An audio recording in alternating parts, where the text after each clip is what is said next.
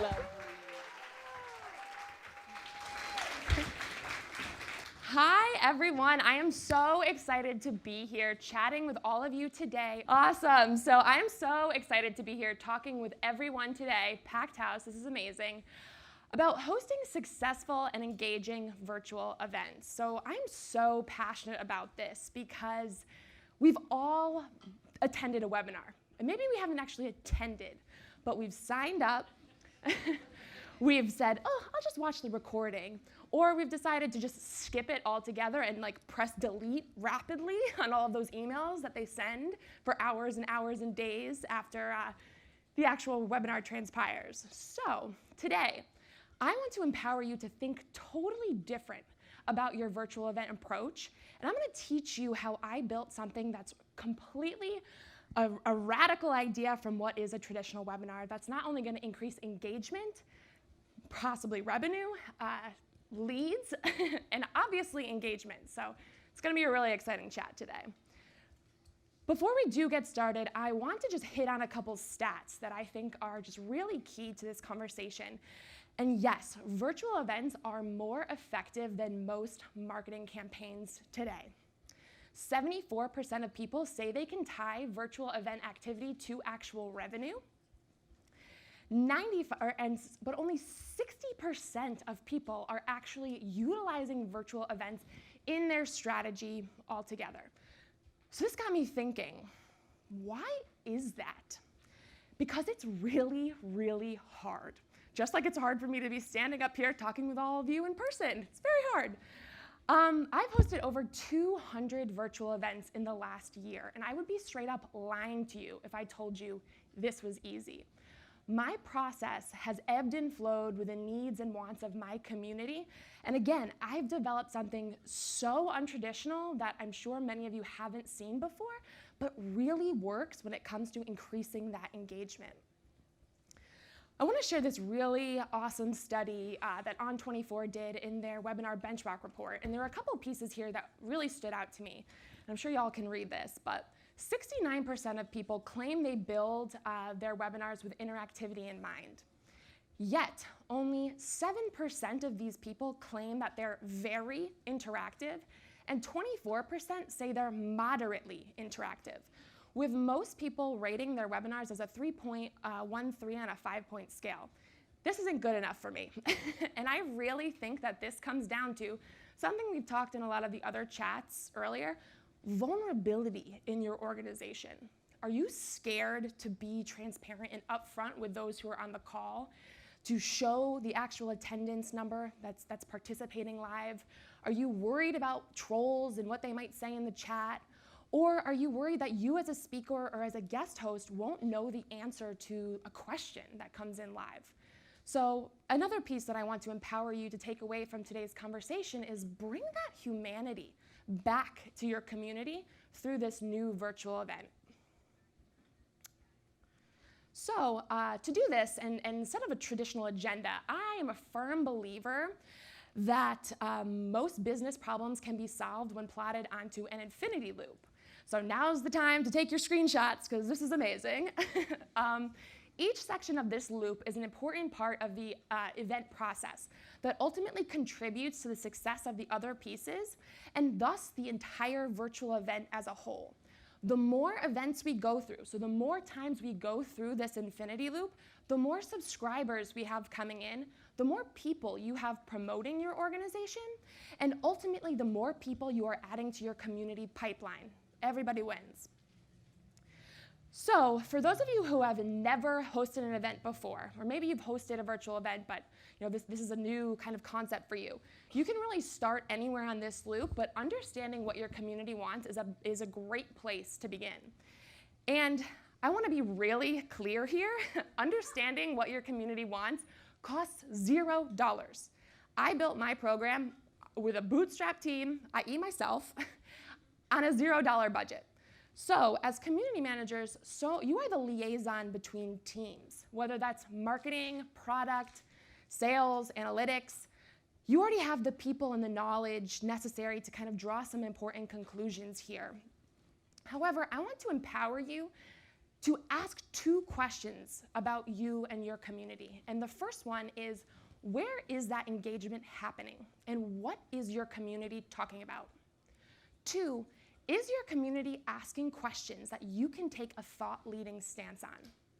If you can answer these 2 questions, then you can absolutely move to step 2 of the virtual event planning process, which is creating interactive programming. So I'm sure all of your brains are thinking about the last questions and how this fits into your own community model.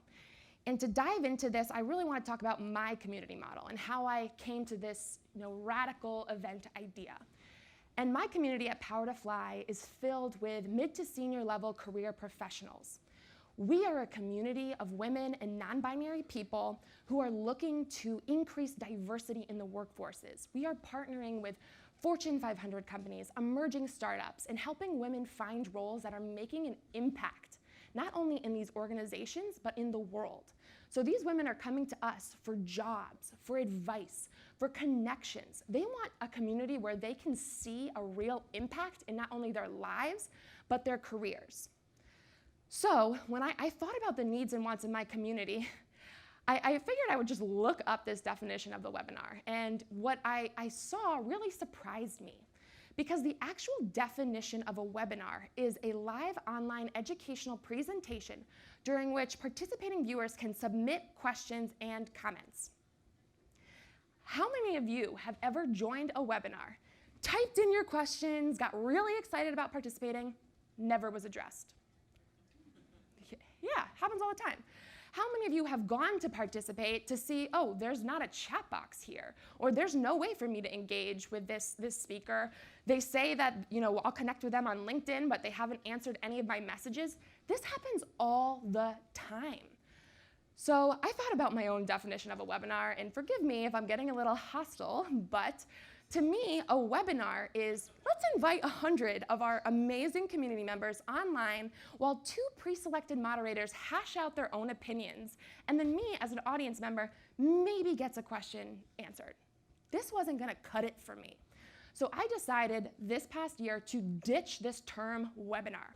My company held webinars before. We've stopped using this because this term is not interactive. So today, I want you to go back to your organizations and say, what can we change this word to?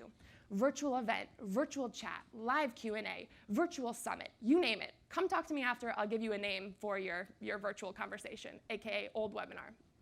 But anyway, this really boils down to some facts that GoToWebinar put together.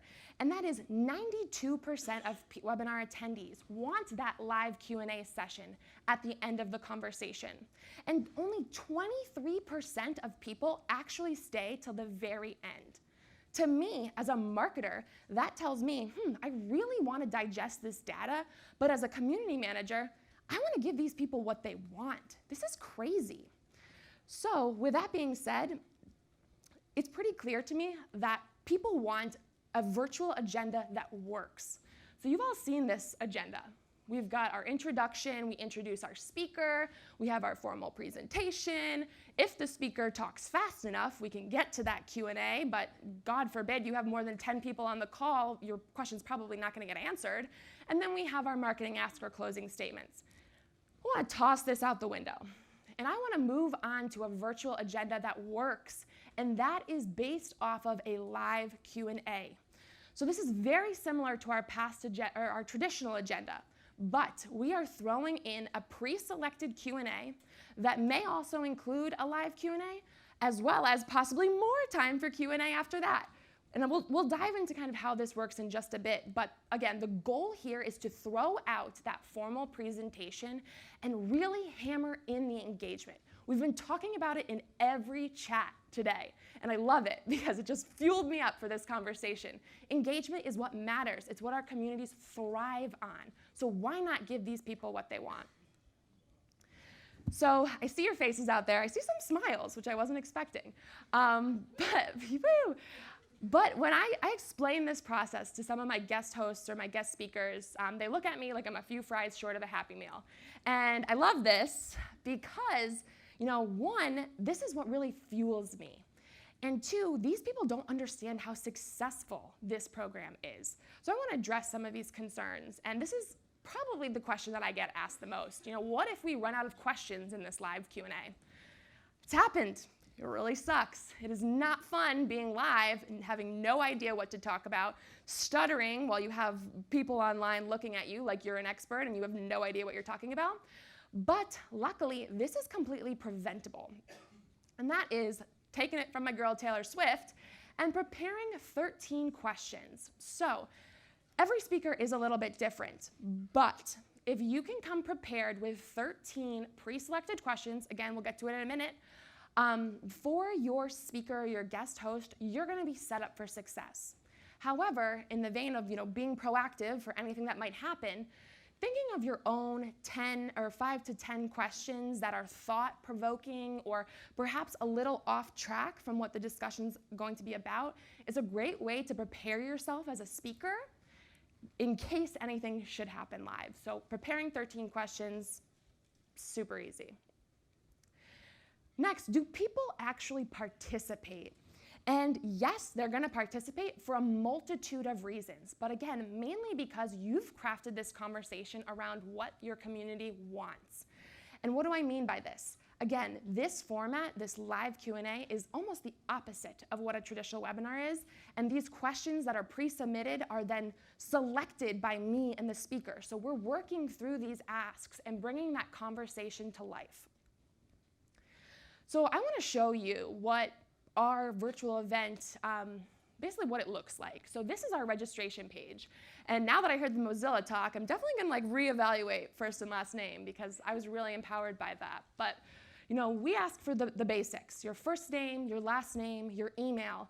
But what's different about this is we require attendees to submit a question to the speaker.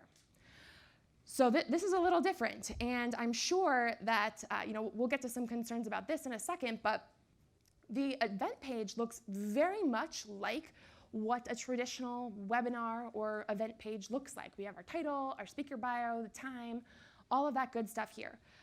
What I have to say is that my company really took pride in the engagement we were getting from this new program, and we built an entire CMS around this. This is totally custom to PowerToFly. However, again, to go back to the $0 budget, this is so doable through Eventbrite, through other event planning online providers, to check that mandatory box with additional questions. Make your attendees submit questions so you can get that feedback.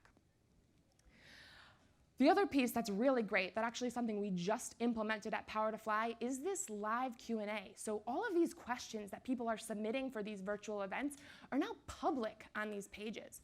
So attendees are feeding off one another's questions. So it's not just like, how do I get a job at PowerToFly? It's, ooh, so you asked this, now what about the interview process? How many steps is it? We're literally having a conversation in this Q&A box, and the questions are getting better and better and better as more people sign up. To go back to the mandatory bit, so I'm sure all of you in your roles have experienced this, and you know that there is a direct correlation to mandatory fields and drop-off rate. So this is where I want to empower you to think about your options here. What's more important to you? The number of attendees you have signed up for a chat, or the number of quality engagement you're going to have during this conversation. Because by making someone submit a question, you are making them engage with your program. And again, understanding more of what your community wants and needs. Think about it, the infinity loop. Each piece feeds another to grow the entire event. Even with mandatory questions, people are gonna put some really weird things, but that's okay, because these are the bits of our community that we love to grow and understand, and I put some positive ones on here, but not everyone is positive. Feedback's a gift. So we take these and embrace it. We're gonna get to feedback, don't laugh yet. So my last concern is, that I get from a speaker is how do I share my expertise? So people are worried about, losing that, I'm the best. I wanna share all these things that I've learned and known. It's funny because now that we're growing this program and we're getting more professional speakers and really profound thought leaders, they're so scared to step outside their comfort zone. They're worried about these questions. And it makes me think that, we're really onto something here, because bringing it back to vulnerability and authenticity, that's what really matters, especially in our community when we're serving people who want to get jobs at organizations. This is really important. So basically, a few days before the actual live chat, we're able to send our speakers a complete list of questions, at least 13, that we've mined from this community. And the speaker gets the opportunity to not only look these over, but reorganize and craft the conversation around their expertise, their goals as a speaker, and then what my community wants. So simple. I cannot stress this enough. Zero work on the speaker's end. And to kind of touch on that a little bit, this is really a true quid pro quo system. Like I said, when we started this virtual event process, we really had zero authority in this space. I was just happy that speakers were showing up and talking with me for free online virtually. But now that we're hitting over 150,000 women, speakers want to come and participate, and we're able to really grow our leads list because we require these speakers to promote to their networks for doing almost nothing in exchange. They don't have to create a deck. They don't have to make content. They literally just come onto our platform as an expert, and there's no other platform that's doing that right now. So, as a marketer, I love this piece, but this is really stressful for a lot of people. Getting butts in those virtual seats. It's really, really tough. And when I think about how do we get people in these seats, it's like really invite everyone that you know and then add more. So this boils down to this idea of success. And I'm glad we've been talking about this all day, because I'm sick of talking about how many people signed up for my chats.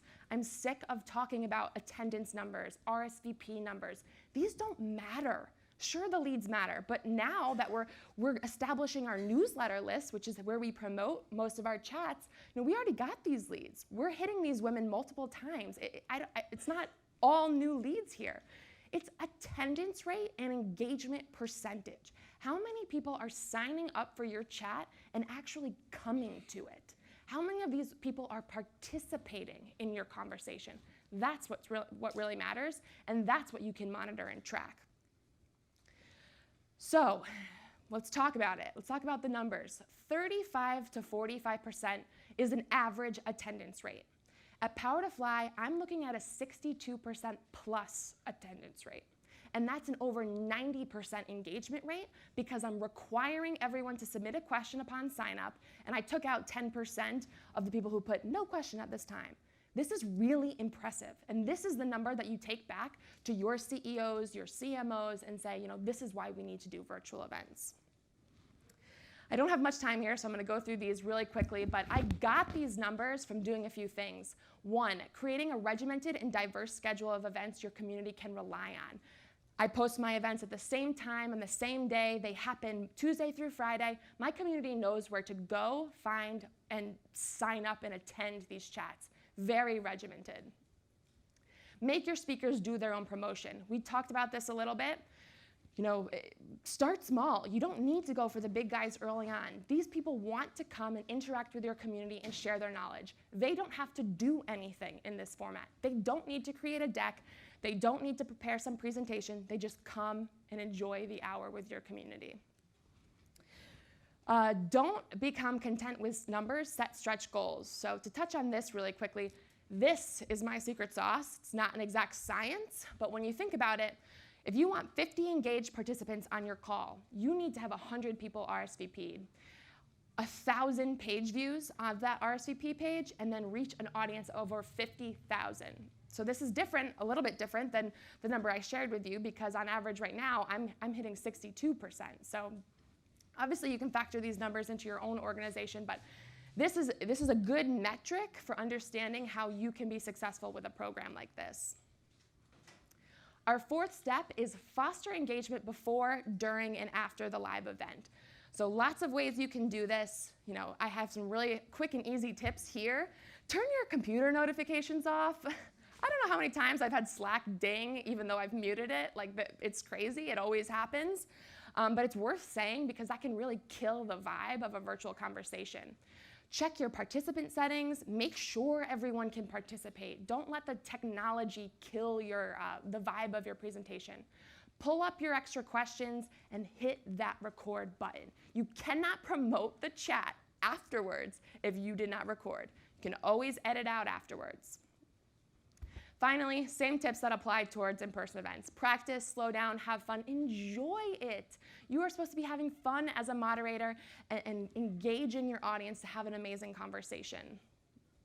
Finally, get feedback. This is where y'all can laugh about my feedback as a gift, positive and negative. But truly, I would not have been successful with this program if I didn't willingly accept the good, the bad, the ugly. My mom has attended more chats than I care to admit because no one's shown up. But that's okay because this program works just as well for an audience of 5 as it does for an audience of 500. It does not matter how many people you have on that call as long as those people care about what you're talking about and want to participate. So one more time, in case you did not get a chance to take your screenshot, here's your time. This is how to make a virtual event that works, that's successful, that's engaging. This is where the bread and butter is. So I really, really hope, and I'm hoping I'm empowering you today to kill the word webinar. Change things up, start something new at your organization, and I hope you all invite me to your virtual events and that I see you on mine very soon. Thank you.